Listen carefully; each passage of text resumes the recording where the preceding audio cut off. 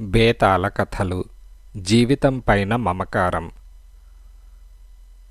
పట్టువదలని విక్రమార్కుడు చెట్టు వద్దకు తిరిగి వెళ్ళి చెట్టుపై నుంచి శవాన్ని దించి భుజాన వేసుకుని ఎప్పటిలాగే మౌనంగా శ్మశానం కేసి నడవసాగాడు. అప్పుడు శవంలోని బేతాళుడు, రాజా, నీ పట్టుదల నిజంగా సాటిలేనిది. జీవితం పైన ఎంతో ఆశగలవాళ్లు కూడా తమ ప్రయత్నాలు విఫలమైతే విరక్తి చెంది ప్రదీపుడిలాగా ఆత్మహత్యకు పూనుకుంటారు కదా. నీ ప్రయత్నం ఇన్నిసార్లు విఫలమైనా నీకు విసుగు జనించకపోవటం ఆశ్చర్యకరం. శ్రమ తెలియకుండా ఉండగలందులకు నీకు ప్రదీపుడి కథ చెబుతాను విను అంటూ బేతాళుడు ఇలా చెప్పసాగాడు. పూర్వం విదిశా నగరంలో ప్రదీపుడనే ఒక యువకుడుండేవాడు. వాడికి తల్లిదండ్రులు చిన్నతనంలోనే పోయారు. తోబుట్టువులు లేరు. ఆఖరుకు దగ్గర బంధువులు కూడా లేరు. వీటన్నిటికీ తోడు ఇల్లు వాకిలి కూడా లేని కారణం చేత వాడు బుద్ధి తెలిసినప్పటినుంచి అనాథగానే ఉంటూ వచ్చాడు. చిన్నతనంలో ఒక గురువును ఆశ్రయించి వారి ఇంట ఊడిగం చేస్తూ కొద్దిగా చదువుకున్నాడు. అయితే గురుదక్షిణ ఇవ్వలేని ఆ నిర్భాగ్యుడికి గురువు ఏమంత శ్రద్ధగా చదువు చెప్పలేదు. కానీ చాకిరి మాత్రం బాగా చేయించుకునేవాడు. వాడికి 15-16 రాగానే గురువుగారు వాడితో, ఇక నీవు పెద్దవాడవైనావు, నీకు చెప్పే చదువంతా అయిపోయింది. ఎక్కడికైనా పోయి ఎవరినైనా ఆశ్రయించి నీ బతుకు వెళ్ళబుచ్చుకో అని సాగనంపాడు. ప్రదీపుడు దేశ సంచారం ప్రారంభించాడు. పక్షులకు గూళ్ళు, ఉడతలకు చెట్ల తొర్రలు, ఎలుకలకు బొరియాలు ఉన్నాయి గాని వాడికి నిలువ నీడలేదు. రోజుకొక కొత్త ఊరు వెళ్ళేవాడు. దారిలో పగటి కలలు కనేవాడు. తాను చేరబోయే గ్రామంలో ఎవరో తనను చేరదీస్తారని, తనకు అక్కడ జీవనోపాధి లభిస్తుందని, తాను కూడా సమాజంలో చేరిపోయి ఇతరులతో కష్టసుఖాలు చెప్పుకోవటము, వారి కష్టసుఖాలు వినటము జరుగుతుందని ఊహించుకునేవాడు. తీరా ఆ గ్రామం వెళ్ళాక అక్కడ ఎవరూ వాడి విషయం పట్టించుకునేవారు కారు. వాడి మంచి చెడ్డలు విచారించేవారు కారు. ఏ ఇంటనో ముష్టెత్తి ఇంత తిండి తిని ఏ చెట్టు నీడనో పడుకొని నిద్రపోయేవాడు. ఈ విధంగా ప్రదీపుడు 5-6 పాటు సంచారం చేశాడు. వాడికి సుఖాలు ఎలా ఉంటాయో తెలియదు. అందుచేత తాను కష్టాలు పడుతున్నానని కూడా అనిపించలేదు. వాడు ఇతరుల మధ్య సంబంధ బాంధవ్యాలు గమనించి ప్రపంచంలో నిజమైన ఆనందం ఒక్కటేనని గ్రహించాడు. అదేమిటంటే సంతోషం కలిగినా బాధ కలిగినా ఆ కలిగిన దాన్ని ఇతరులతో పంచుకోవటం. పెద్ద పెద్ద ఇళ్లలో ఉండటము, గొప్ప గొప్ప దుస్తులు ధరించటము, కడుపుకు ఇంత బాగా తినటము నిజమైన ఆనందం కాదు. ఆకలైనప్పుడు ఏది తిన్నా ఎంతో రుచిగానే ఉంటుందని, అలసిపోయినప్పుడు చెట్టు కింద నిద్రపోయినా ప్రాణానికి హాయిగానే ఉంటుందని వాడు స్వానుభవం ద్వారా తెలుసుకున్నాడు. వాడికి లేనిదల్లా ఒకటే, ఆనందం. ఇతరులతో తన భావాలు పంచుకోవటం. ఎక్కడనైనా నలుగురు కూర్చొని మాట్లాడుకుంటూ నవ్వుకున్నా, విచారం వెళ్ళిబుచ్చినా ప్రదీపుడు వారిని చూసి అసూయపడేవాడు. తనకు అటువంటి స్నేహితులు బంధువులు లేనందుకు ఎంతో బాధపడేవాడు. ఒక్కొక్కప్పుడు వాడికి తన జీవితం పైన విరక్తి కలిగేది.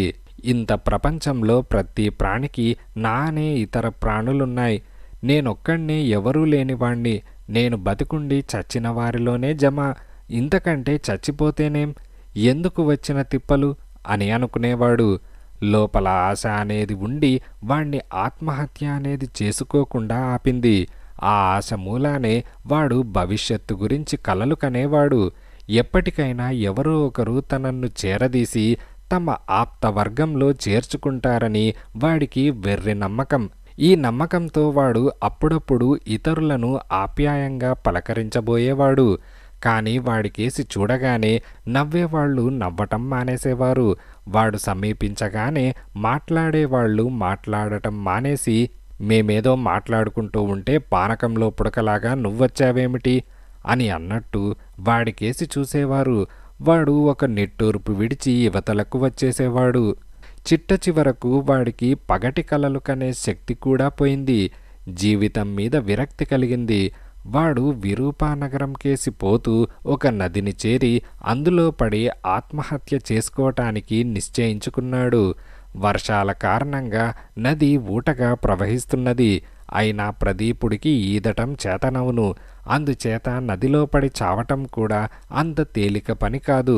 ప్రదీపుడు నదిలో దూకి చేతులు కాళ్ళు పూర్తిగా బలహీనమైపోయేదాకా ఈది ఆ తర్వాత నీటిలో మునిగి చచ్చిపోవటానికి నిశ్చయించుకున్నాడు. అంతలోనే ప్రదీపుడికి ఒక వింత కనపడింది. ఎవరో యువకుడు నదిలో పడి కొట్టుకు వస్తున్నాడు. అతనికి ఈత రాదులాగా ఉన్నది. తల నీటిపైకి వచ్చినప్పుడల్లా నోటితో గాలి పీల్చి మూలుగుతున్నాడు. ప్రదీపుడు చప్పున నీటిలోకి దూకి ఆ కొట్టుకు వచ్చే యువకుడికేసి బలంగా ఈదుకుంటూ వెళ్ళాడు. ప్రదీపుడు తన శరీరానికి తగలగానే ఆ యువకుడు అతని మెడ గట్టిగా వాటేసుకొని స్పృహ కోల్పోయాడు. వరదలో ఉన్న నదిని ఈ ఒడ్డు నుంచి ఆ ఒడ్డుకు అడ్డంగా ఈదేసరికి ప్రదీపుడు చాలా అలసిపోయాడు. దానికి తోడు ఆ యువకుడు అతని మెడకు గుదిబండలాగా అయ్యాడు. అవతలి ఒడ్డు సమీపంలోనే ఉన్నప్పటికీ ఈది దాన్ని చేరుకోవటం ప్రదీపుడికి ఎంతో దుస్సాధ్యంగా కనపడింది. ఈ సమయానికి అవతలి ఒడ్డు వెంబడి కొందరు మనుషులు పరిగెత్తుకుంటూ వచ్చారు. వాళ్ళు మెల్లిగా ప్రదీపుణ్ణి రెండో యువకుణ్ణి ఒడ్డుకు చేర్చారు. తర్వాత వాళ్ళు తమ యజమానిని చిన్నబాబు చిన్నబాబు అని పిలుస్తూ అతనికి పరిచర్యలు చేయటంలో నిమగ్నులై ప్రదీపుడి విషయం పట్టించుకోలేదు. ప్రదీపుడికి ఆత్మహత్య చేసుకోవాలన్న కోరిక యావత్తూ అడుగంటిపోయింది. అతనికి జీవితంపై తిరిగి ఆశ కలిగింది.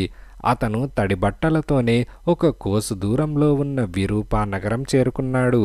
వాడు రోజల్లా నగరపు వీధులన్నీ తిరిగి ఎక్కడో ఇంత తిండి తిని సాయంకాలం వేళకు అంబికాలయం చేరుకున్నాడు. కొద్దిసేపటికి ఒక కుటుంబం అక్కడికి వచ్చింది. ఆ మనుషులను, వారు ధరించిన దుస్తులను, వారి వెంట ఉన్న నౌకర్లను, ఆ నౌకర్లు మోసుకు వచ్చిన సామాగ్రిని బట్టి వాళ్ళు గొప్ప ఇంటి వాళ్ళై ఉండాలని ప్రదీపుడు ఊహించుకున్నాడు. ఆ కుటుంబంలో నడివయస్సు గల ఒక భార్య, భర్త, 16-17 వయస్సు గల కుమార్తె, 3-4 చిన్నపిల్లలున్నారు. వారి వెంట ఆడ మగ నౌకర్లు 7-8 మంది పళ్ళాలలో కొబ్బరికాయలు, అరటిపళ్ళు, పూలు, కుంకుమ, పచ్చకర్పూరము మొదలైనవి పట్టుకువచ్చారు. వారంతా ఆలయంలోకి వెళ్ళారు. లోపలికి వెళ్ళాక నౌకరు యజమానితో, మన చిన్నబాబు గారిని ఈ ఉదయం కాపాడిన మనిషిలాంటి వాడు బయట మండపంలో కూర్చొని ఉన్నాడు అని చెప్పాడు. యజమాని వారిని వెంటబెట్టుకొని బయటకు వచ్చి ప్రదీపుణ్ణి సమీపించి, నాయనా, నీ పేరేమిటి, మీ దేవురు అని అడిగాడు. వారి సంభాషణ వల్ల ప్రదీపుడే ఆ పెద్ద మనిషి కుమారుణ్ణి రక్షించినవాడని తేలింది. ఇవాళ మా వాడికి జలగండం తప్పడం మాకెంత ఆనందంగా ఉందో నువ్వు ఊహించుకోవచ్చు. అందుకే ఈ పూట అంబికకు పూజ చేయించటానికి అందరం వచ్చాం. నువ్వు కూడా మా వెంటరా. మా అబ్బాయి నీకోసం తెగ కలవరిస్తున్నాడు. తాను బతికి నువ్వు నదికి బలి అయ్యావేమోనని కూడా ఎంతో దిగులు పడుతున్నాడు అని ఆ పెద్ద మనిషి అన్నాడు. ఆయన ప్రదీపుణ్ణి తన ఇంటికి తీసుకుపోవటమే గాక అతనికి తన కుమార్తెనిచ్చి పెళ్లి కూడా చేసి తన ఇంటనే ఉంచుకున్నాడు. ఈ విధంగా ప్రదీపుడు కనిన పగటి కలలు నిజమయ్యాయి. బేతాళుడు ఈ కథ చెప్పి, రాజా, నాకొక్క సందేహం. ప్రదీపుడు ఆ యువకుడి ప్రాణం రక్షించాక తన ఆత్మహత్యా ప్రయత్నాన్ని ఎందుకు మానుకున్నాడు? అతనికి జీవితంపై తిరిగి ఆశ కలగటానికి కారణమేమిటి? ఈ ప్రశ్నకు సమాధానం తెలిసి కూడా చెప్పకపోయావో నీ తల పగిలిపోతుంది అని బేతాళుడన్నాడు. దానికి విక్రమార్కుడు, పరోపకారం ద్వారా మనిషికి సమాజానికి మధ్య బాంధవ్యం పెరుగుతుంది. మరొకరికి ఉపకారం చేసే అవకాశం లేని కారణం చేతనే ప్రదీపుడు జీవితం గురించి కలలు కనే శక్తిని కోల్పోయాడు. ఎప్పుడైతే మరొకరి ప్రాణం కాపాడాడో అప్పుడే అతనికి కలలు కనే శక్తి తిరిగి వచ్చింది అని విక్రమార్కుడు సమాధానమిచ్చాడు. రాజుకు ఈ విధంగా మౌనభంగం కలగగానే బేతాళుడు శవంతో సహా మాయమై తిరిగి చెట్టెక్కాడు.